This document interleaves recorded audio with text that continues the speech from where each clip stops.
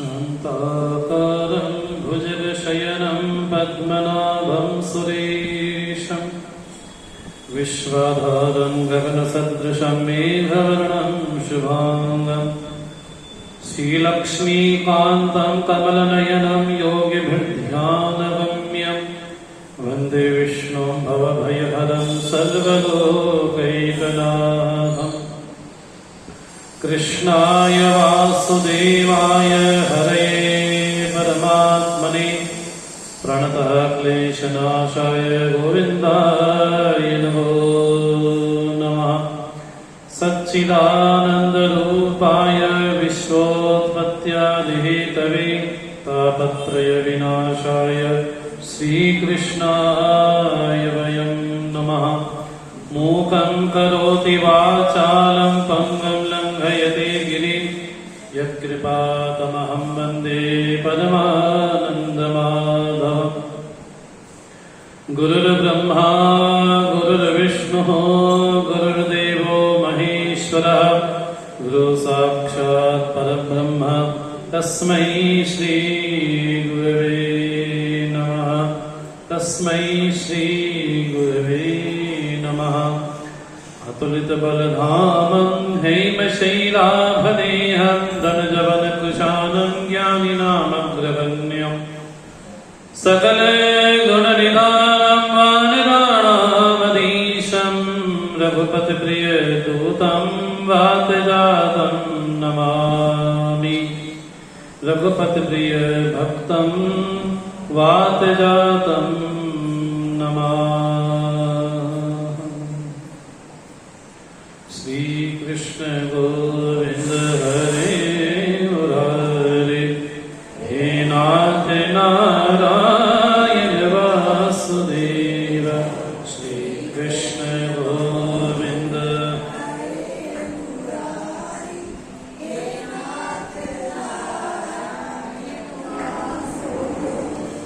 श्रीकृष्ण गोविंद हरे मुरारे हे नाथ नारायण वासुदेव। श्रीकृष्ण गोविंद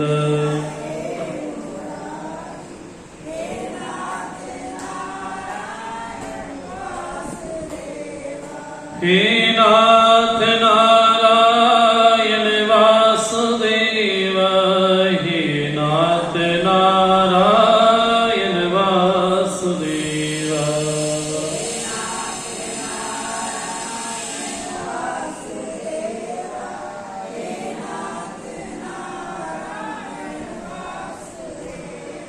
श्रीकृष्ण गोविंद हरे मुरारे हे नाथ नारायण वासुदेव।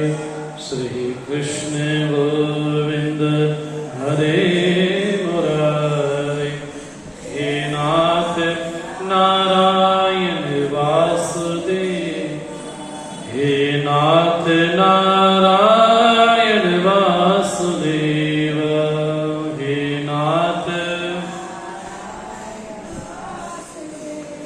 हे नाथ नारायण वासुदेव।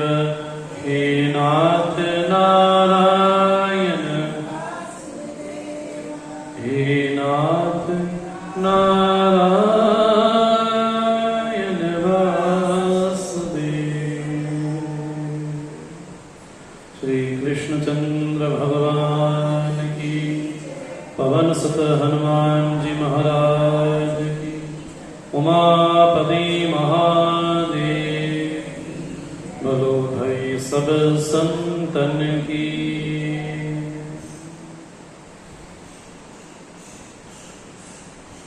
भगवान की विशेष कृपा से गोविंद गोपाल गिरधारी कृष्ण की कृपा से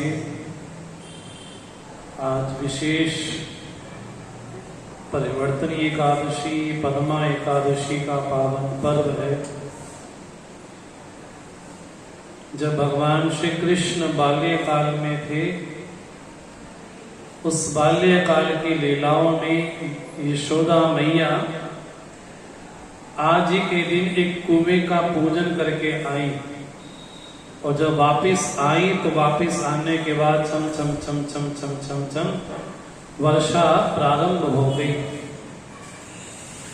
तो उसी परंपरा को देखते हुए आज भी आपने देखा होगा कि आज भी छम छम वर्षा। हाँ जी अवश्य, इसको गेट बंद कर देंगे तो आवाज बाहर की नहीं आएगी। तो यशोदा मैया ने लाड़ लड़ाते हुए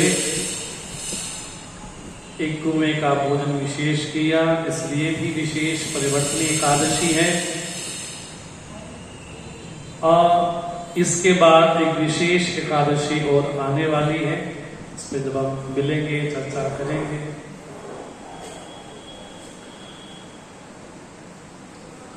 हमारे जीवन में अगर कोई विशेष चीज है जिसके बिना हमारा व्यवहार नहीं चल सकता, हमारा यूं कहें कि हमारा जीवन नहीं चल सकता, है ना। व्यक्ति मनुष्य घर से बाहर जाता है कमाने के लिए, और कमा करके आता है और कमाने के बाद खाता है। खाता इसलिए है कि जीवन निर्वाह हो, लेकिन उसके साथ कमाना भी पड़ता है।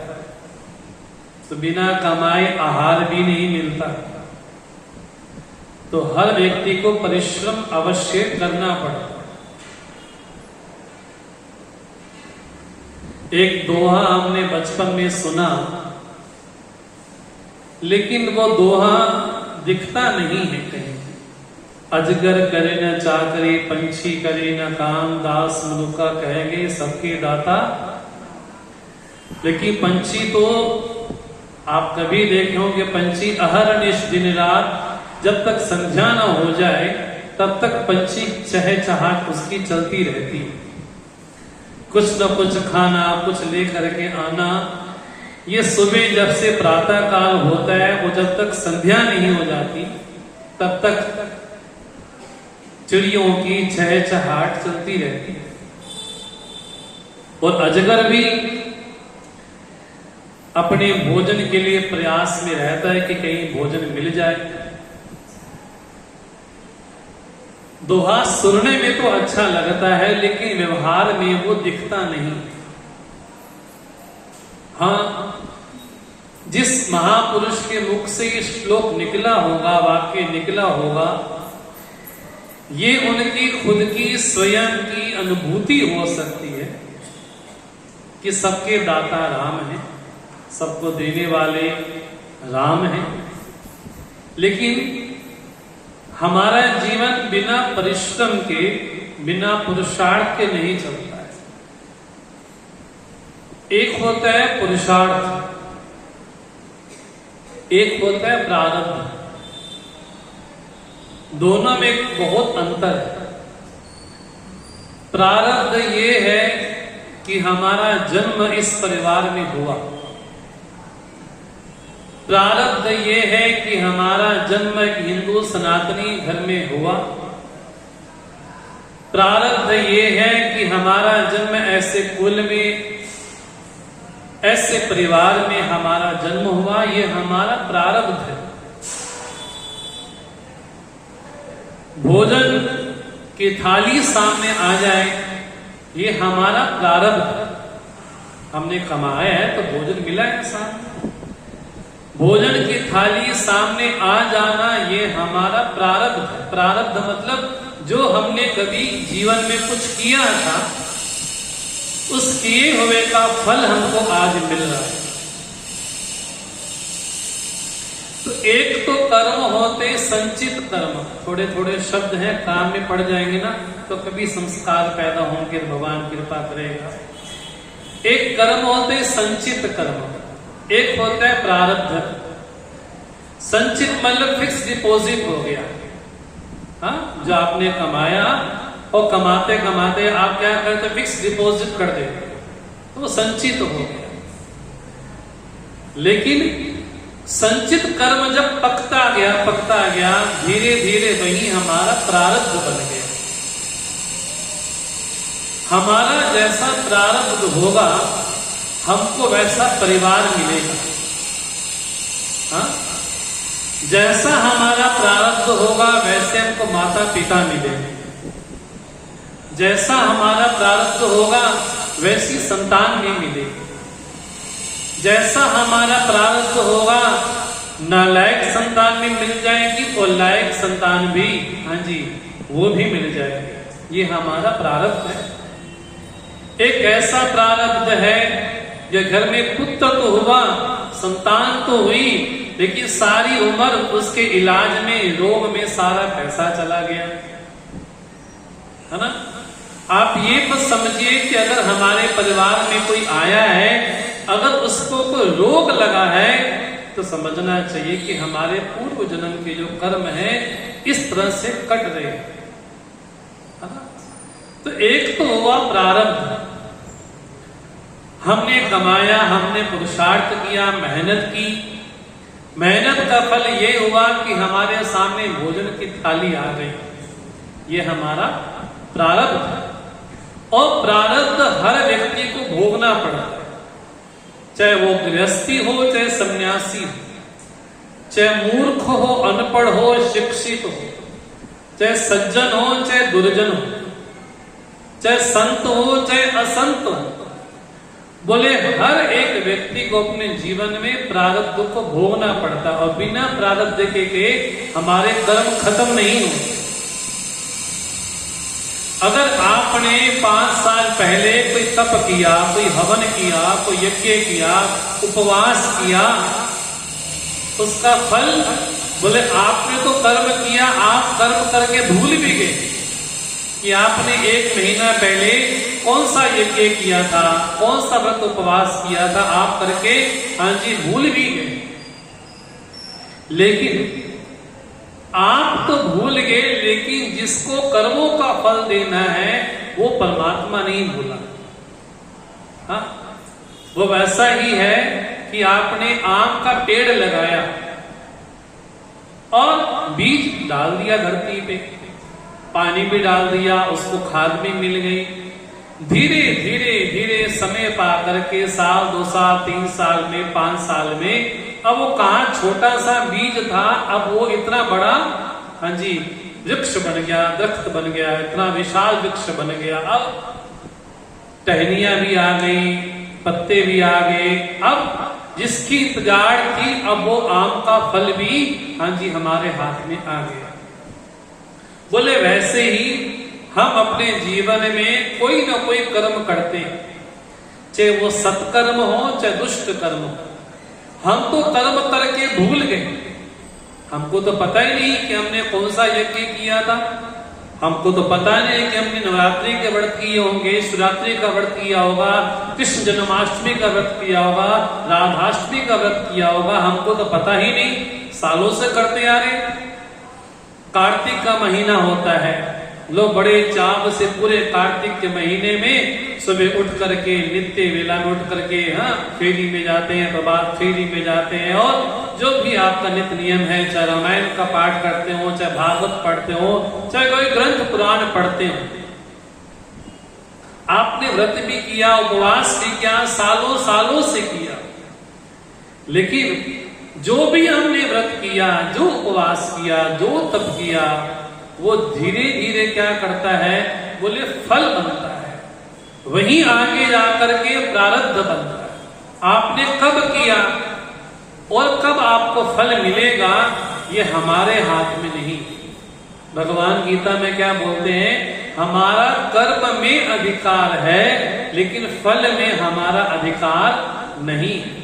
भगवान की वाणी क्या है, कर्मण्येवाधिकारस्ते मा फलेषु कदाचन। ये अर्जुन, हमारा कर्म में अधिकार है, मतलब कर्म करने में तो हम स्वतंत्र हैं, लेकिन फल लेने में हम स्वतंत्र नहीं। फल जो मिला है हमको लेना पड़ता है। फल में चॉइस नहीं होती कि ये चाहिए, ये नहीं चाहिए। इसलिए हम सबने अपने माता पिता को नहीं चुना, हम सबने अपने परिवार को नहीं चुना, और तो छोड़ो हम सब लोगों ने अपने शरीर को भी नहीं चुना। जैसा कर्म था उस कर्म के अनुसार हमको शरीर मिल गया। किसी का कुत्ता, बिल्ली का, गधे का भी शरीर है, बोले वो उसके कर्मों का फल है। और ये हमारा मनुष्य शरीर, हाँ जी, ये भी हमारे, हाँ जी, कर्मों का ही फल है।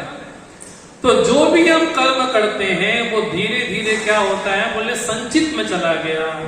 अब धीरे धीरे वो जैसे बीज पकता है, वृक्ष बनता है, बोले उसी तरह से हमारे कर्म भी प्रारब्ध बनते हैं, और प्रारब्ध के अनुसार हमको वैसा परिवार मिलता है, वैसी संतान मिलती है, वैसी आसपास की लोगों की परिस्थिति मिलती है, अरे वैसे हमारे पड़ोसी मिलते हैं। हाँ जी, कई लोग क्या बोलते हैं, हमारे पड़ोसी बड़े, हाँ जी, कष्ट देने वाले हैं, दुख देते हैं, परेशान करते हैं। कईयों के पड़ोसी बड़े अच्छे भी होते हैं। बोले ये क्या है, बोले ये भी हमारे कर्मों का ही फल है ना। तो सृष्टि में आज तक जो भी कोई हुआ है, भगवान को छोड़ करके जितने भी प्राणी हुए हैं, सबको अपने कर्मों का फल भोगना पड़ा। पितामह भीष्म, हाँ जी, सरशैया पर लेटे हैं। ऐसे महापुरुष जिन्होंने जीवन में शरीर से नहीं, मन से भी किसी का अनिष्ट नहीं किया, लेकिन फिर भी पितामह भीष्म को, हाँ जी, सरशैया पर लेटना पड़ा। तो वो भी उनका, हाँ जी, प्रारब्ध। लेकिन राम जी का वन में जाना ये राम जी का प्रारब्ध नहीं। लोग क्या बोल देते हैं कि राम को भी कर्मों का फल मिला। कैसे मिला, बोले जिस तरह से राम ने बाली को छुप करके मारा, बोले वैसे ही अगले कृष्ण अवतार में, हाँ जी, महेलिया ने, व्याघ्र ने भगवान को छिप करके बाण मारा। तो भगवान को भी कर्मों का फल भोगना पड़ता है। ऐसे कुछ ना समझ लोग बोलते है ना।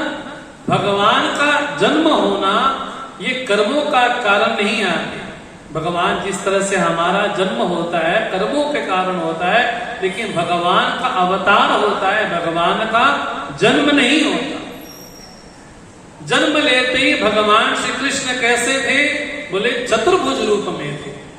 हाँ जी, आप भागवत पढ़ते हैं, सुनते हैं, जब भगवान का प्राकट्य हुआ तो भगवान नन्हे नहीं, बालक नहीं थे। जैसे प्रकट हुए भगवान चतुर्भुज रूप में थे। शंख चक्र गदा पद्म लेकर के आए थे भगवान, पीतांबर धारण करके आए थे। इसलिए बड़ी सावधानी से हमको समझना पड़ता है कि भगवान का अवतार होता है। चाहे राम हो, राम का जब अवतार हुआ तो भगवान राम स्वयं चतुर्भुज रूप में आए। कृष्ण अवतार हुआ, स्वयं भगवान चतुर्भुज रूप में आए। तो जन्म लेने के पूर्व भगवान वास्तविक जिनका भगवान का शरीर है, अलौकिक शरीर है, अलौकिक विग्रह है, उसको लेकर के भगवान आते हैं। हमारा आपका जो जन्म है, हमारा आपका जन्म है कर्मों को भोगने के लिए आते हैं। लेकिन भगवान हमारे कर्मों को छुड़वा करके भवबंधन से छुड़वाते हैं। ये भगवान का अवतार है। इसलिए कुछ ना समझ लोग बोल देते हैं कि भगवान को भी कर्मों का फल भोगना पड़ता है। ये नासमझी के कारण कहीं शास्त्रों का ठीक से ज्ञान नहीं, ना बड़े संतों की सन्निधि में बैठे उठे और मनगढ़ंत जैसी बातें बोलते चले। तो प्रारब्ध ये है कि हमको मनुष्य का शरीर मिला। प्रारब्ध ये है कि हमको आसपास की दुखद और सुखद परिस्थिति भी मिली।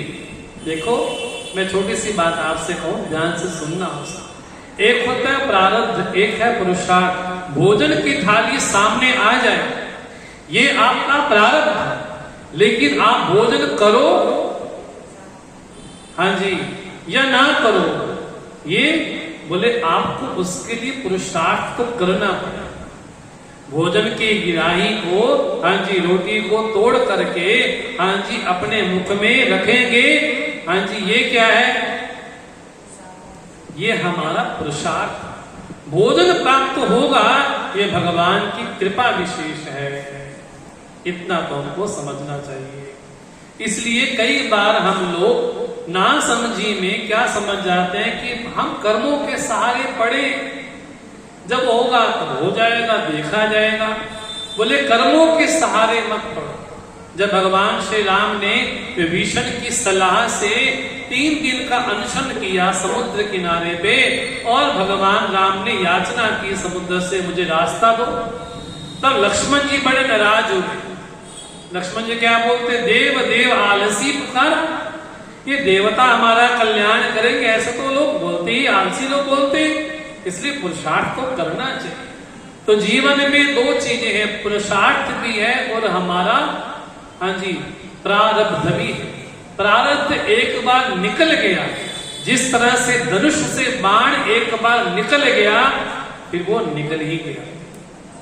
हमारे मुख से अगर किसी के प्रति गलत शब्द निकल गया, आप कितनी बार सफाइयां देते रहो कि मेरे कहने का मतलब ये नहीं था, मेरे कहने का वो मतलब नहीं था, आप कितनी भी सफाइयां देते रहो, लेकिन अब मुख से बाण निकल गया।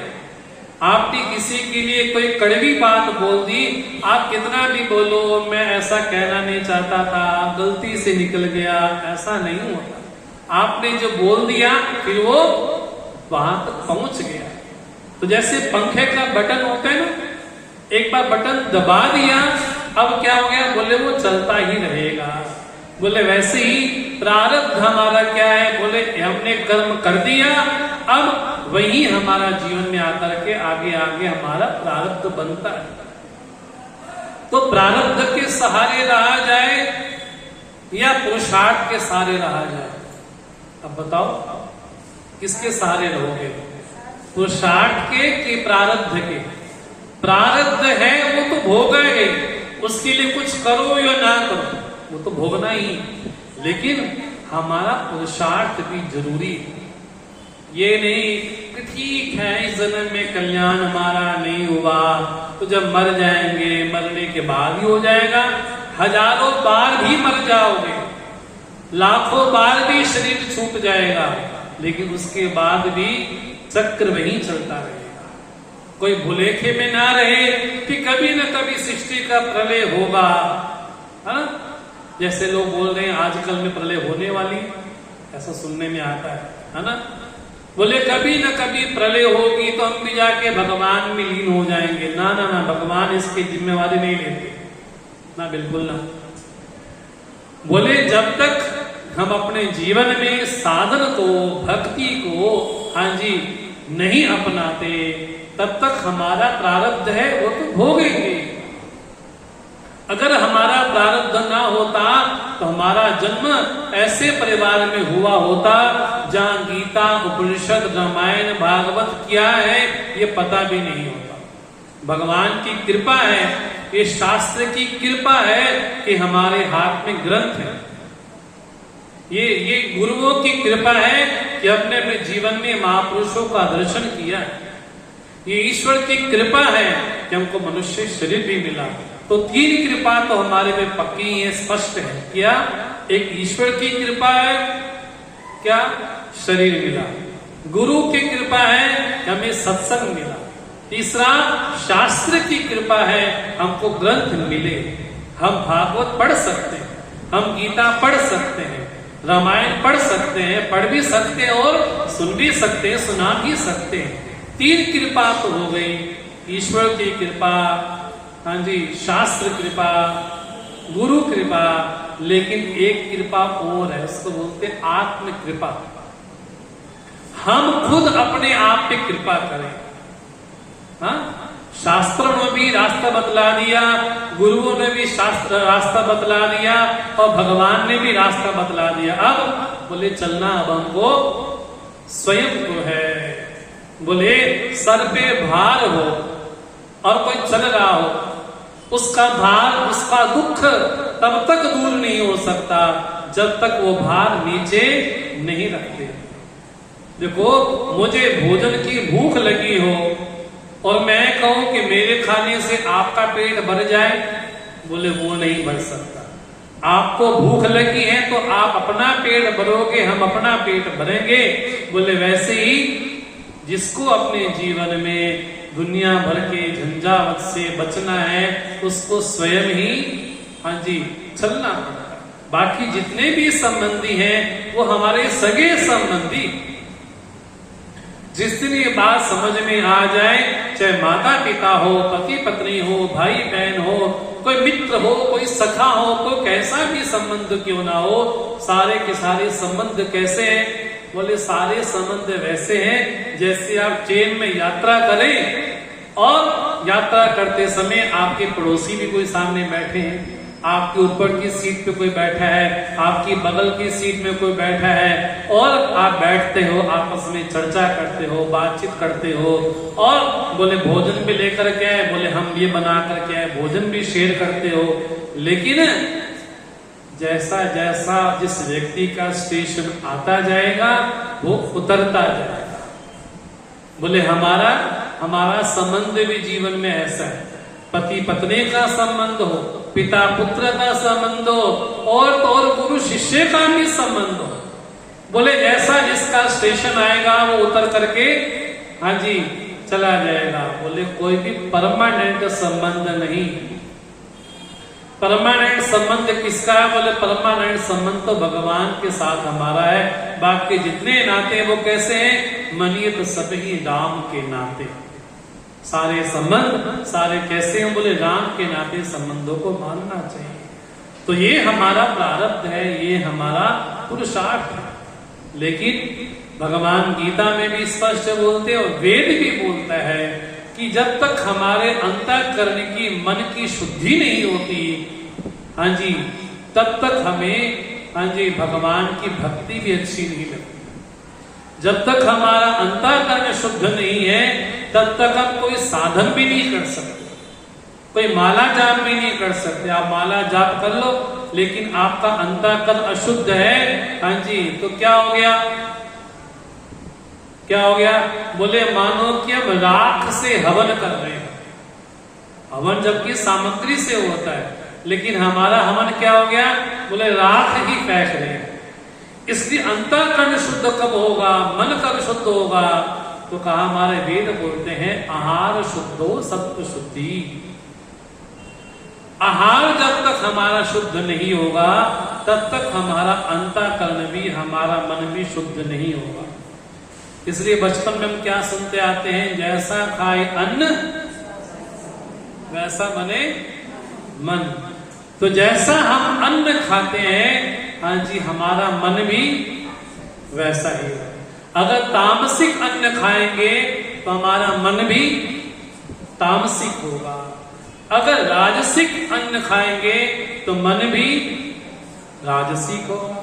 अगर सात्विक अन्न खाएंगे तो मन भी, हम उल्टा करते हैं, खाएंगे तामसिक और कहें कि हमारा मन शुद्ध हो जाए, खाएंगे राजसिक है ना। आजकल तो बच्चों को क्या शौक पड़ा है? बोले पिज्जा खा लो, बर्गर खा लो, मैगी खा लो, नूडल्स खा लो, स्प्रिंग रोल खा लो, दुनिया भर का कूड़ा कबाड़ा कहें कि वो खाते हैं। वो साक्षात जहर है ना। ये जो सफेद सफेद चटनी लगा के देते हैं ना तो बिल्कुल जहर है साक्षात। इससे बढ़िया जहर लेके मर जाओ ज्यादा अच्छा है ना। ये तो बिल्कुल स्लो पॉइजन है ना। एक बार नहीं मारता, धीरे धीरे धीरे धीरे शरीर को अंदर अंदर वो हाँ जी खोखला कर देता है, शरीर में जान नहीं रहती। तो ये जो आजकल हमारे बच्चे क्या खाते हैं? दुनिया भर की भीड़ लगी है, ठेले पे जाओ और दुनिया भर के बच्चे क्या खाएंगे? बर्गर खाना है, बर्गर खाना है, बर्गर खाना है, पिज्जा खाना है। बोले बर्गर खाएंगे दिमाग भी गड़बड़ ही होगा क्या? बर्गर खाएंगे तो दिमाग भी हाँ जी गड़बड़ ही होगा। हाँ बोले जैसा हमारा आहार होगा, इसलिए बड़ी सावधानी से, ऐसा नहीं कि आप भी बड़े वो कुछ न कुछ तो खाते ही होंगे अटरम पटरम। बोले कभी कभी तो चल जाता है क्या? कभी कभी शादी ब्याह में जैसे किसी को पीने की आदत हो, बोले क्या? बोले कभी कभी पी लेते हैं, कभी शादी ब्याह में हो तो कभी पी लेते हैं। तो किसी को खाने की आदत हो, बोले कभी कभी खा लें, बोले कभी कभी चोरी कर लें, ये भी तो ठीक है। अगर कभी कभी खाना चल जाता है तो कभी कभी चोरी भी चल जाती होगी कभी कभी फ्रेब भी चल जाता होगा, कभी कभी ठगी भी चल जाती होगी, कभी कभी बेईमानी भी चल जाती होगी। अगर ये कभी कभी हो सकता है तो वो भी, हाँ जी, बोले कभी मैं 100% ईमानदार तो नहीं हूं, 99% ईमानदार, मतलब 1% संभावना है क्या बेईमान भी। अगर 1% संभावना है तो संभावना ये भी है कल 2 भी हो सकता है, फिर कल 5 भी हो सकता है। अगर 1% है तो आगे संभावना है कि 5, 10, 15, 20 भी बोले होगा। इसलिए भगवान भी बोलते हैं, वेद भी बोलता है, आहार शुद्धो सत्व शुद्धि। जब तक हमारा आहार शुद्ध नहीं होगा तब तक हमारे अंतःकरण की, मन की शुद्धि नहीं हो सकती। जैसा हमारा आहार होता जाएगा वैसा हमारा मन भी बनता जाएगा। लोग क्या बोलते हैं, हम बैठते तो हैं, सुनते तो हैं, लेकिन समझ नहीं आता, ऊपर से चला जाता है। ये क्यों जाता है ऊपर से? ऊपर से इसलिए जाता है क्योंकि मन शुद्ध नहीं है। अगर मन शुद्ध हो तो एक बार बोले व्यक्ति को याद हो जाए, हाँ? लेकिन मन शुद्ध नहीं है, 1000 बार बोला गया, क्या 1000 बार बोलने के बाद भी याद नहीं रहता। हजारों बार किसी की अंतिम क्रिया में सुना होगा कि राम नाम, लेकिन आज तक क्या मन को विश्वास हुआ? नहीं हुआ। क्या किसी की किसी यात्रा में तो कभी गए होंगे, देखा होगा, बोलते हैं, लेकिन मन कभी बोलता है कि हाँ यही सत्य है? मन तो नहीं बोलता। इसलिए अपने जीवन में आहार को विशेष हमको मानना चाहिए। जैसा हमारा आहार शुद्ध होता जाएगा, ये जो दुनिया भर का ऊट-पटांग, कूड़ा कबाड़ा हम खाते हैं, उससे हमारा शरीर भी, हाँ जी, दूषित होता है और हमारा मन भी दूषित होता है। इसलिए बड़ी सावधानी पूर्वक अन्न को लेना चाहिए। अब ये भी बड़ी सावधानी से सुनना, आहार का मतलब केवल भोजन नहीं होता, ये भी सावधानी से सुनना। आहार का मतलब केवल रोटी सब्जी नहीं होता। आहार मतलब कुछ भी हम लेते हैं वो सब आहार है। हम आंखों से रूप लेते हैं, आंखों से दुनिया को देखते हैं, तो आंख से हम क्या कर रहे हैं? आंख से भी हम आहार ग्रहण कर रहे हैं, ये भी आहार है। हाँ? हम कानों से दूसरों की निंदा चुगली सुन रहे हैं, वो क्या है? वो भी आहार है, वो भी अन्न है।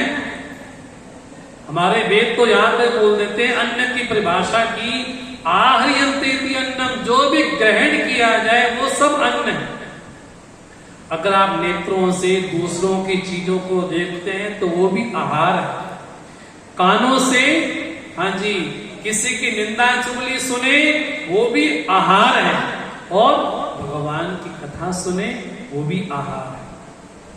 ये बड़ी भगवान की कैसी कृपा है। बोले आंख तो बंद की जा सकती है, मुख भी बंद किया जा सकता है, लेकिन ये कान ऐसा, इसमें कोई शटल नहीं है, इसको बंद कर दिया जाए। इसको तो संभावना है कि आंख बंद कर ले, कुछ ना देखे, लेकिन इसकी कहां संभावना है?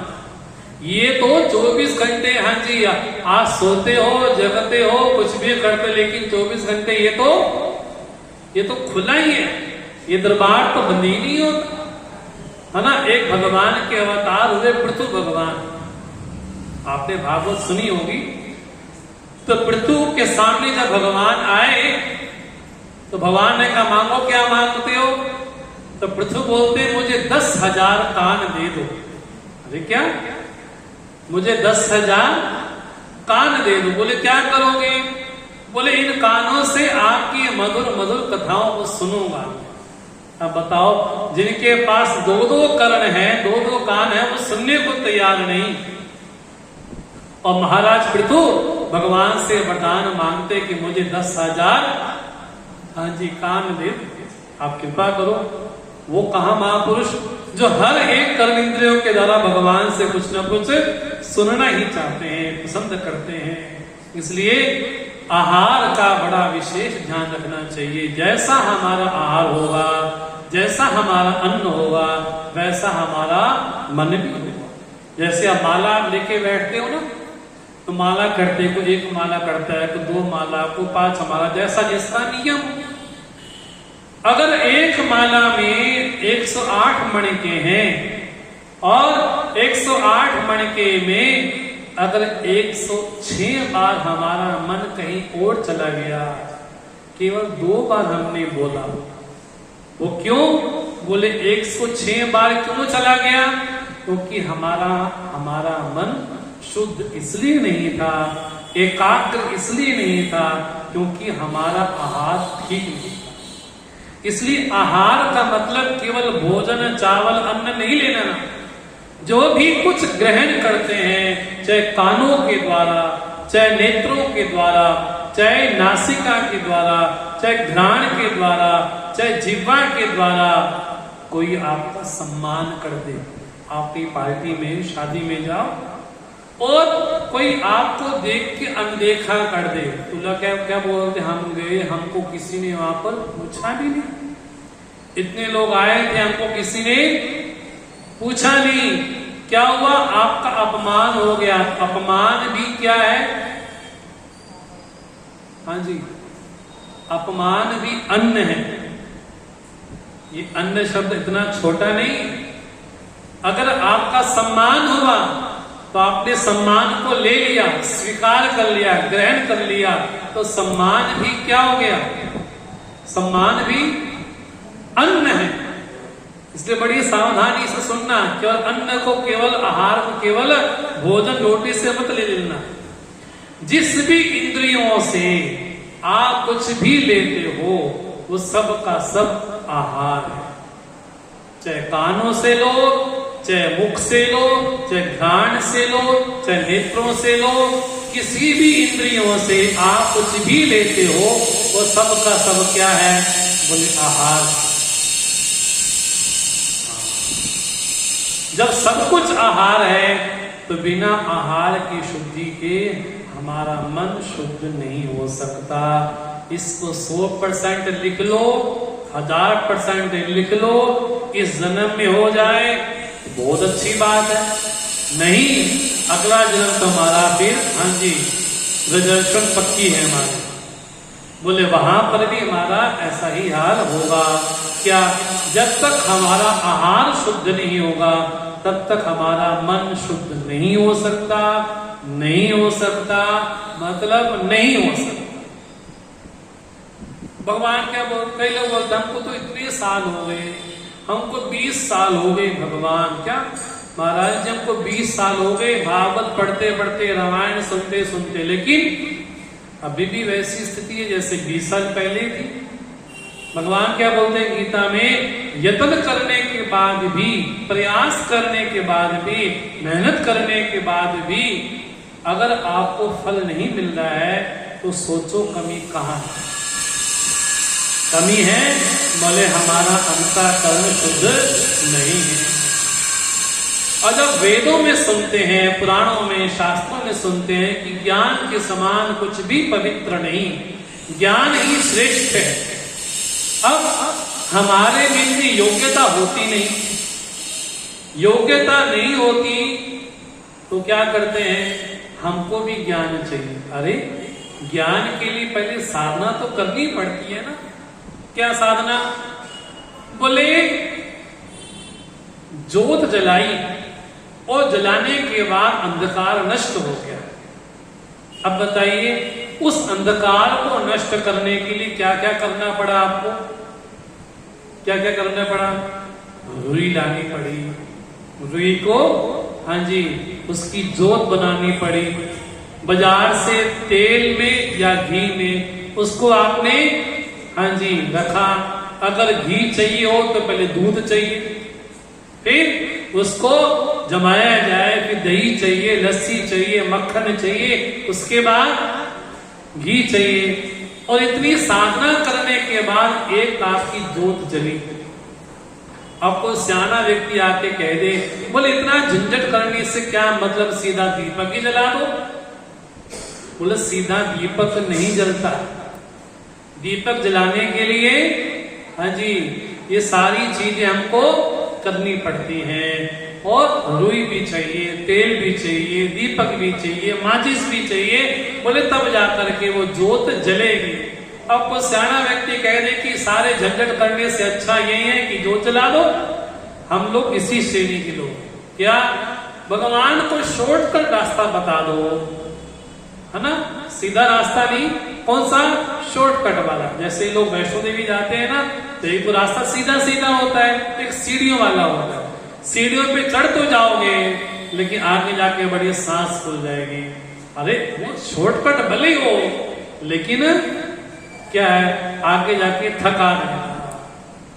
बोले वैसे ही हम लोग क्या है, भगवान ज्ञान तो चाहिए लेकिन ये सारी चीजें करने की जरूरत हम ना पड़े। इसलिए हमारा जैसा अधिकार होगा, जैसी योग्यता होगी, वैसा हमको साधना भी बतलाई जाए। क्यों? अगर किसी का मन तामसिक है, उसको कहें कि सुबह उठ करके ध्यान करो, तो ध्यान नहीं कर सकता। और आजकल तो ध्यान के नाम पे जाने क्या क्या चल रहा है। लोग हमको ध्यान करना चाहिए, ठीक है, लेकिन ध्यान के लिए जीवन में, हाँ जी, पहले मेहनत तो हो। ध्यान क्या है? बोले जीवन में 8 सीढ़ियां हैं, जिसको बोलते अष्टांग योग। तो थोड़ा थोड़ा आप सुनते जाए ना, मन में कई संस्कार पढ़ते जाएंगे। जीवन में यम नहीं है, नियम नहीं है, आसन नहीं है, प्राणायाम नहीं है, प्रत्याहार नहीं है, अंतःकरण की शुद्धि नहीं है, खान पान ठीक नहीं है, आचार विचार ठीक नहीं है, और आप कहो कि आपका ध्यान लग जाए, आपका ध्यान नहीं लग सकता। ध्यान लगने के लिए, हाँ जी, हमारा मन साफ हो, शुद्ध हो, पवित्र हो, निर्मल हो, एकाग्र हो। भगवान श्री राम तो स्पष्ट बोलते हैं, निर्मल मन जन सो मोई पावा, मोई कपट छल छिद्र न पावा। मुझे कौन प्राप्त कर सकता है? बोले जिसका मन कैसा? निर्मल मन। निर्मल मतलब जिसमें कोई मल ना हो। मल मतलब जिसके जीवन में मल ना, मतलब छल ना हो, कपट ना हो, चालाकी ना हो, ठगपना ना हो, दूसरों की निंदा चुगली ना हो, और मल ना हो मतलब जीवन में राग ना हो, आसक्ति ना हो, वैर भाव ना हो, शत्रु भाव ना हो। देखो क्या चीज है, ये सारा रावण का परिवार है ना, ये रावण का ही परिवार है। आप रामचरितमानस पढ़ोगे तो गोस्वामी जी ने कहा, जिस तरह से शरीर की बीमारी होती है, बोले वैसे मन की बीमारी भी होती है। शरीर की बीमारी एक आ गई तो बाकी सारी आ जाएंगी।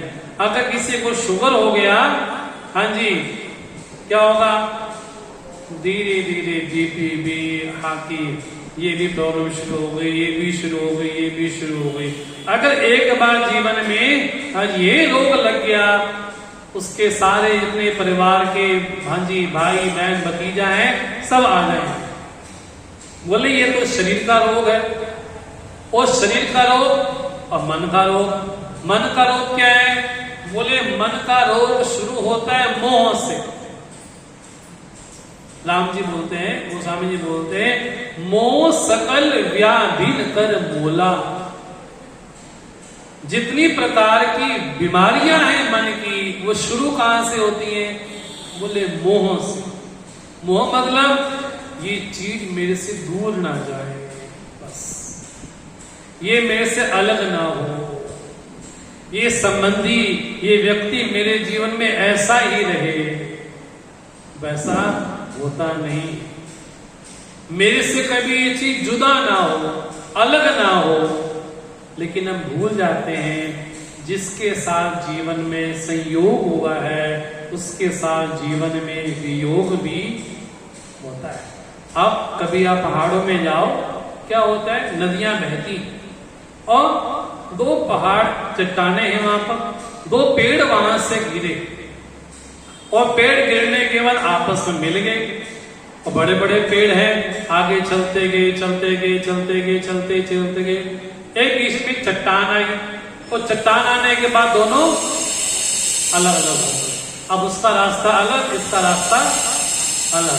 बोले वैसे ही जीवन में क्या ये चीज मेरे से दूर ना जाए, ये बंदा मेरे से दूर ना जाए, इसके बिना मैं जी नहीं सकता, ये चला गया तो मेरा जीवन ही खत्म हो जाएगा। ये क्या? बोले ये मोह है, और मोह का छूटना ही मोक्ष है। क्या? मोह छूट गया तो मोक्ष हो गया।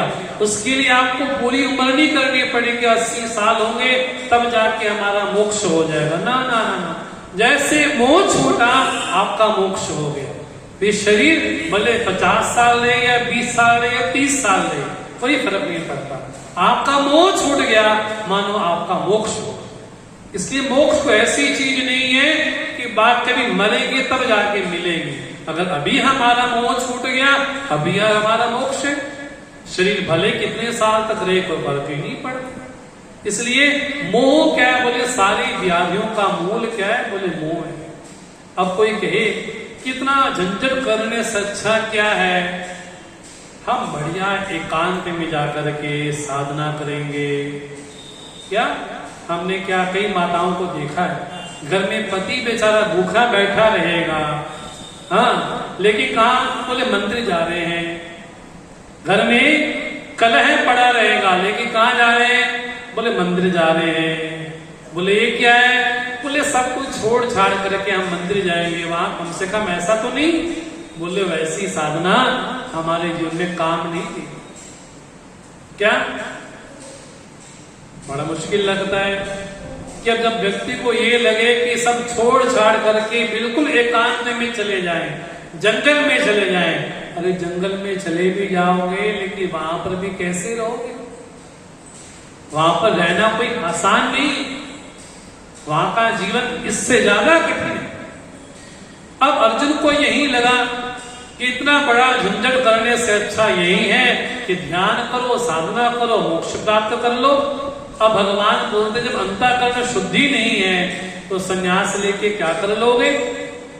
अब अर्जुन ने सुना कि ज्ञान तो बड़ी श्रेष्ठ चीज है, ज्ञान के समान कोई पवित्र नहीं है। इससे बढ़िया यह है कि कर्म वर्म छोड़ो और सीधे ध्यान में बैठ जाओ। लोग क्या करते हैं? बोले घर की जिम्मेवारियां छोड़ करके क्या करते हैं? बोले मैं तो बैठ करके ध्यान कर रहा हूँ, ध्यान कर रही हूँ, पूजा कर रही हूँ। बाकी परिवार बोले जिम्मेवारियां छोड़ के, बच्चा रो रहा है, परिवार में कष्ट है, उनको छोड़ करके अगर किसी को लगता है कि मैं यहाँ बैठ के ध्यान पूजा कर लूंगी तो वो ध्यान, वो साधना, हाँ जी, निष्फल है। इसी बात को बतलाने के लिए भगवान के सामने अब अर्जुन ने प्रश्न किया है। ये 5वां अध्याय। अब तक हमने जो चर्चा की है ना, वो चर्चा हमने की है इस अध्याय को समझने के लिए, है ना। इसको बोलते हैं भूमिका है। भूमिका मतलब अभी अध्याय में हमने प्रवेश नहीं किया, लेकिन उसकी चीजें हमारे मन में पड़ती रहे। किस अध्याय में भगवान क्या कहने वाले हैं, क्या कहेंगे। जिस तरह से हमारे आपके मन में प्रश्न होता है क्या कि ज्ञान का मार्ग बढ़िया है या कर्म का मार्ग बढ़िया है, क्या क्या सबसे बढ़िया तो यही है एकांत में जाए और वहां कोई बोलने वाला ना हो, और कोई बोलने वाला नहीं होगा, आराम से बैठ के ध्यान करेंगे। लेकिन जब ध्यान करके वापस आओगे तो बोले उसी व्यवहार में आओगे जिस व्यवहार में जी रहे हो। क्या समझ में आ जाएगा? ध्यान करके उठोगे, पूजा से उठोगे तो जिस चीज को लेकर के गए थे उसी चीज को लेकर के आओगे। अब हमको लगता है कि ये कर्म करना, ये उपासना करना, ये पूजा करना, ये हवन करना, ये व्रत करना, ये तप करना, इस झंझट से अच्छा क्या है? इस झंझट से अच्छा यही है कि बैठ करके ध्यान करें, कुछ ना करें, आंख बंद कर लें और क्या करो? सांस ऊपर करो। क्या हो गई? बोले हम ध्यान कर रहे हैं। अरे मान लो कि आपका 1 मिनट के लिए ध्यान लग भी गया, मान लो लग भी गया 1 मिनट के लिए ध्यान, लेकिन जैसे ध्यान से बाहर आओगे उसी प्रपंच में जाओगे जिस प्रपंच से निकले। जिस कलेश के डर से ध्यान कर रहे थे उसी कलेश में दोबारा चलेंगे।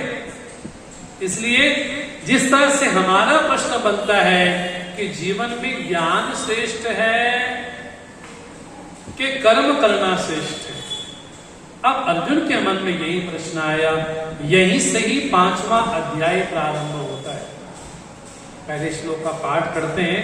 अर्जुन शंका करते हैं, भगवान से प्रश्न करते हैं, भगवान ये मेरे मन में संशय चल रहा है, इसका निवारण आप करो। ओम श्री परमात्मने नमः। अथ 5मोऽध्यायः। अर्जुन उवाच संन्यासं कर्मणां कृष्ण पुनर्योगं च शंससि यच्छ्रेया एतयोरेकं तन्मे ब्रूहि सुनिश्चितं।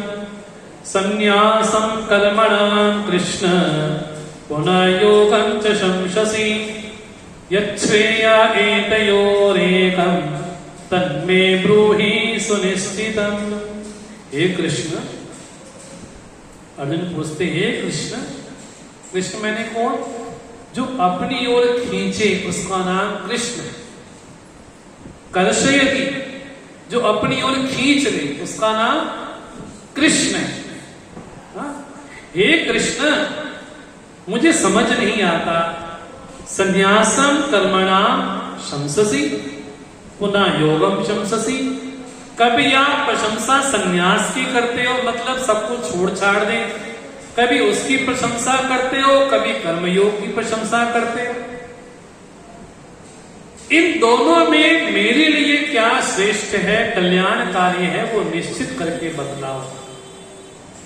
देखो, ये केवल प्रश्न अर्जुन का नहीं है, ये प्रश्न हम सबका है। हम भी दुविधा में रहते हैं। अगर यहां पर कोई आ जाए, वो कहे कल से हम आपको ध्यान सिखाएंगे, ध्यान कैसे करना है।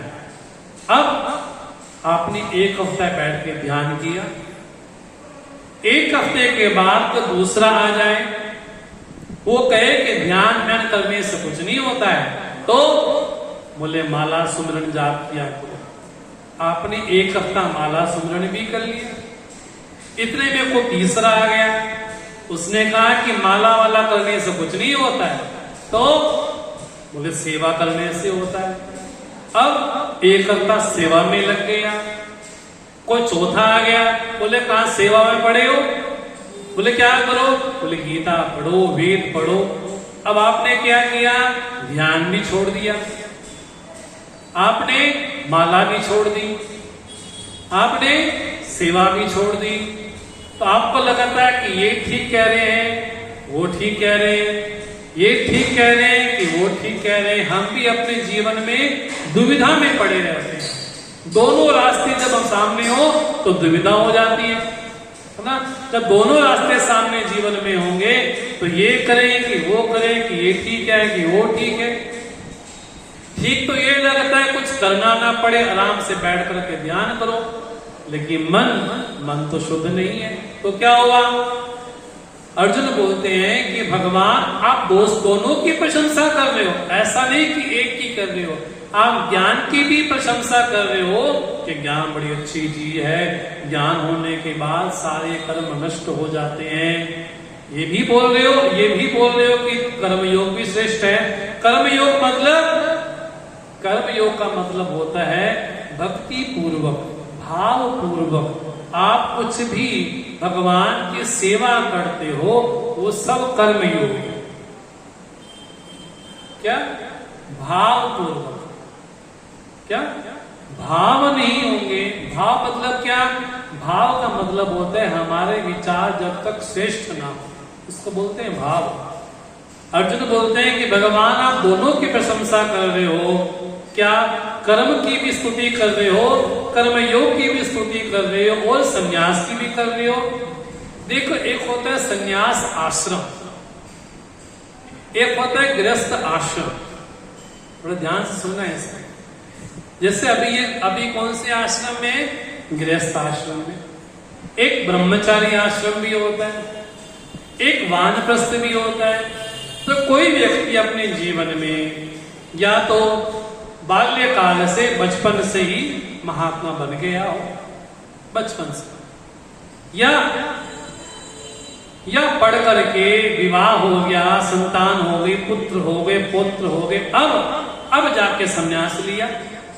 जैसे आप कई महान देखते हैं कि गृहस्थ थे और गृहस्थ होने के बाद उनके बाल बच्चे सब सेटल हो गए, अब धीरे धीरे क्या लगता है कि संन्यास का जीवन जिया जाए, उसको बोलते हैं संन्यास एक आश्रम। लेकिन एक संन्यास आश्रम होता है, एक संन्यास की भावना होती है, दोनों को समझिएगा थोड़ा सा। एक संन्यास आश्रम है, व्यक्ति ने घर बार छोड़ दिया और बाल बच्चे थे, सब सेटल हो गए, सब अपना जिम्मेवारी निभा दी, अब संन्यास की ओर चलते हैं। अब भगवे कपड़े तो पहन लिए, अब सन्यासी तो बन गए। अब सन्यासी होने के बाद ज्ञान नहीं है, तो ऐसे सन्यास को क्या कहोगे? हाँ जी, बोले ऐसा सन्यास कैसा? सन्यास हो भी गया और गैरिक वस्त्र ले भी लिए, लेकिन फिर भी मन वहीं जाता है। क्या बोलते? आए थे हरि भजन को, आए थे हरि भजन को, कौन बोलेगा? ओटन लगे कपास, है ना? आए थे भगवान के भजन को, लेकिन क्या करने लगे? सब इकट्ठा करने लगे। अब अर्जुन ने भगवान से प्रश्न किया, भगवान दोनों में क्या श्रेष्ठ है तो बतलाओ। तो भगवान ने बड़ी सुंदर बात की, बड़े ध्यान से सुनना, ये भगवान की ही वाणी और हम हमारे लिए कही गई है, हमारे लिए मतलब सबके लिए कही गई है। भगवान बोलते हैं, श्री भगवान वाद संन्यासः कर्मयोगश्च निःश्रेयसकरावभौ तयोस्तु कर्मसन्न्यासात् कर्मयोगो विशिष्यते। संन्यासः कर्मयोगश्च निःश्रेयसकरावभौ तयोस्तु कर्मसन्न्यासात् कर्मयोगो विशिष्यते। भगवान बोलते हैं, अर्जुन संन्यास भी और कर्मयोग दोनों के दोनों कल्याणकारी। क्या? संन्यास भी कल्याणकारी है और कर्मयोग, कर्मयोग को बड़े ध्यान से समझिएगा। कर्मयोग मतलब होता है आप शुद्ध भावना से, शुद्ध विचार से आप कुछ भी भगवान की सेवा करते हो, वो सब कर्म योग है। चाहे आप स्मरणी करते हो, आप माला जाप करते हो, आप ध्यान करते हो, आप प्राणायाम करते हो, आप झाड़ू पोछा करते हो, आप भगवान के लिए बाल भोग बनाते हो, आप कुछ भी श्रद्धा से, भावना से कोई भी कर्म करते हो, भगवान को अर्पण करके करते हो, वो सब कर्म योग है। भगवान बोलते हैं दोनों कल्याणकारी हैं, संन्यास भी और कर्म योग भी। लेकिन तुम्हारे लिए ये कहूंगा कि तुम्हारे लिए कर्म योग श्रेष्ठ है। हाँ, तुम्हारे लिए मतलब किसके लिए? हमारे लिए। हाँ, तुम्हारे लिए कर्मयोग श्रेष्ठ है, मतलब हम सबके लिए कर्मयोग श्रेष्ठ है। क्योंकि बिना कर्मयोग के अगर हमने संन्यास ले लिया तो हमारी स्थिति क्या होगी? भगवान आगे बोलेंगे। इसलिए भगवान बोलते हैं उस व्यक्ति को नित्य सन्यासी मानो। लोग क्या बोलते हैं? इन्होंने भले ही सफेद कपड़े पहने हैं लेकिन है महात्मा, इन्होंने भले ही पैंट शर्ट पहनी है लेकिन है कौन? है महात्मा है। इनको साधारण मत समझ लेना, ये कोई साधारण नहीं है। भले आप आश्रम में रहते हो, भले आप स्वामी जी हो, सन्यासी हो, महाराज हो, लेकिन ये जो सामने बैठे हैं ना, ये अपने आप में कौन है? बोले ये भी अपने आप में महात्मा ही हैं। भले पैंट शर्ट पहनी हो, साधारण वस्त्र पहने हो, हाँ जी, भले तुमको लगे हो कि माता जी हैं, घर का काम करती हैं, बाल बच्चे देखती हैं, बोले ये भी अपने आप में सन्यासी हैं। भगवान भी बोलते हैं उसको नित्य सन्यासी मानो जो न किसी से द्वेष करता है न किसी की इच्छा करता है। उसको सन्यासी मानो जो किसी से द्वेष नहीं करता। हम द्वेष क्यों करते हैं? हम द्वेष इसलिए करते हैं, हमको लगता है कि कहीं हमसे आगे बढ़ गया तो हमारे शत्रु क्यों बनते हैं, वैरी क्यों बनते हैं? हमको लगता है कि कहीं हमसे आगे बढ़ गया तो जो अपने जीवन में किसी से वैर नहीं करता और किसी की इच्छा नहीं करता और जिसको द्वंद्व परेशान नहीं करते, द्वंद्व मैंने सुख दुख जिसको परेशान नहीं करता, बोले उसको तो ये मानना चाहिए कि वो सन्यासी है। इसलिए आप किसी भी मार्ग में टिक जाओ। कई लोग बोलते हैं कि सन्यास का रास्ता अलग है और कर्म का रास्ता अलग है। भगवान बोलते नहीं, ये कैसा है? बोले कर्म योग ही धीरे धीरे जीवन में अंतःकरण को, मन को शुद्ध करता है, पवित्र करता है। बोले तभी जाकर के हाँ जी संन्यास की प्राप्ति होती है। अब भगवान जो बात कह रहे हैं ना, इसको ध्यान से सुनिएगा। ऐसा संन्यास बड़ा दुखदाई है, संन्यासस्तु महाबाहो दुखम आप्तुम अयोगता।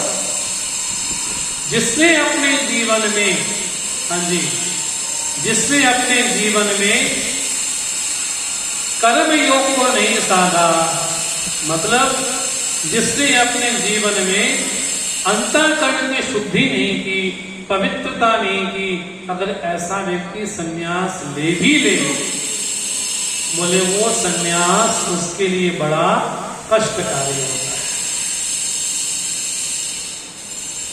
समझे इस बात को? बिना अंतःकरण शुद्ध हुए, बिना मन शुद्ध हुए अगर किसी को लगता है कि मैं संन्यास ले लूंगा, वो संन्यास उस व्यक्ति के लिए बड़ा कष्टकारी है। संन्यास का मतलब ये मत समझ लो कि भगवा कपड़ा पहन लो संन्यास हो गया। संन्यास मतलब कर्मों को छोड़ देना, कर्मों का त्याग कर देना संन्यास है। भगवान बोलते हैं अगर किसी को लगता है कि संन्यास आश्रम में चले भी गए और संन्यास ले भी लिया, बिना अंतःकरण बिना मन शुद्धि के ले भी लिया, बोले ऐसा संन्यास बड़ा दुखदाई है, बड़ा कष्टदायी है। इसलिए जब तक हमारा मन साफ नहीं होता, बोले तब तक हमारे जीवन में हाँ जी संन्यास प्रवेश नहीं हो सकता। इसलिए राम नाम के साबुन से जो मन का मैल छुड़ाएगा, निर्मल मन के दर्पण में वह राम का दर्शन पाएगा। बोले जब तक हम अपने जीवन